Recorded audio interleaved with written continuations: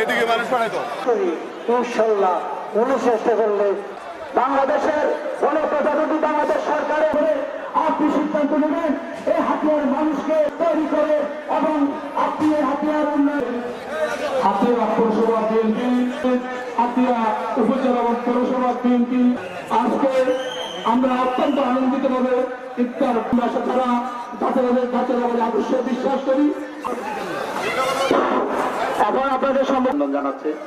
সময় স্বল্পতার জন্য বক্তব্য দীর্ঘায়িত করবো না।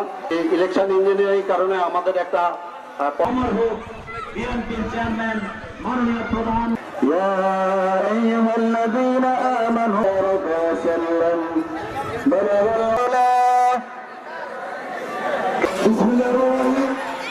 আমি সকল নেতাকর্মী থাকবেন, আমরা অনুরোধ করবো ইফতার করতে হবে।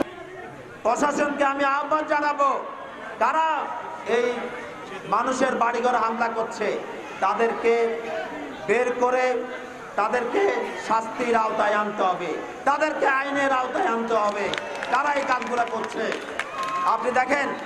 আপনারা দেখেন এই যে চানন্দিতে একটা ধর্ষণ মামলা বিএনপি নেতাকর্মীদেরকে ফাঁসানোর ষড়যন্ত্র করেছে।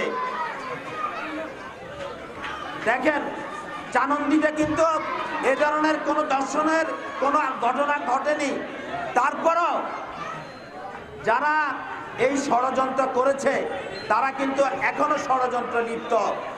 তারা চাচ্ছে দেশকে একটা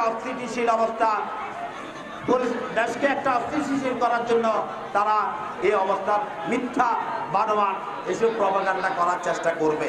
আপনাদেরকে সতর্ক থাকতে হবে। তারা করবে কি জানেন, আমি নাম বলছি না, এই গুপ্ত সংগঠন তারা এমনও কাজ করবে যে তারা একটা ঘরে হামলা করে তারা বিএনপির উপর দায় চাপানোর চেষ্টা করবে। আমাদেরকে এই বিষয়ে সতর্ক থাকতে হবে যাতে তারা এই ধরনের ঘটনা ঘটাতে না পারে। আর প্রশাসনের কাছে আমি দাবি জানাচ্ছি, যারা যেমন চানন্দিতে যে মিথ্যা বানোয়াট যে ধর্ষণ মামলা সাজিয়েছে তাদেরকে আইনের আওতায় আনতে হবে, এবং যারা আমাদের নিরীহ জনগণের বাড়িঘরে হামলা করেছে, আমাদের অনেক ভাইদেরকে রক্তাক্ত করেছে, তাদেরকে আইনের আওতায় আনতে হবে।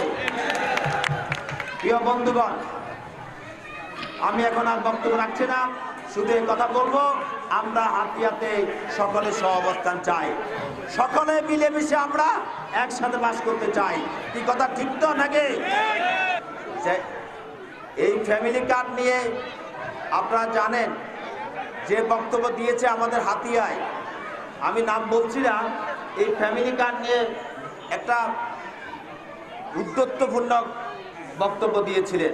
আজকে দেখেন সেই ফ্যামিলি কার্ডে আগামী 10 মার্চ উদ্বোধন হতে যাচ্ছে। মাননীয় প্রধানমন্ত্রী, আমি এই কথাটি বলবো, যিনি যে দাবিগুলোর কথা বলেছেন, আমরা আমাদের হাতিয়ার কথায় আমি বলবো ইনশাআল্লাহ, আমি মাননীয় প্রধানমন্ত্রীকে যে কথাগুলো বলে গিয়েছেন, আমি প্রধানমন্ত্রীর সাথে কথা বলে প্রতিটা দাবি আমি ইনশাআল্লাহ এখানে বাস্তবায়ন করবো ইনশাআল্লাহ। যে আমি এই হাতিয়াতে ভোটের পরে আর আসবো না, এটা অনেকে এই কথাটা বলেছে, অপপ্রচার করেছে।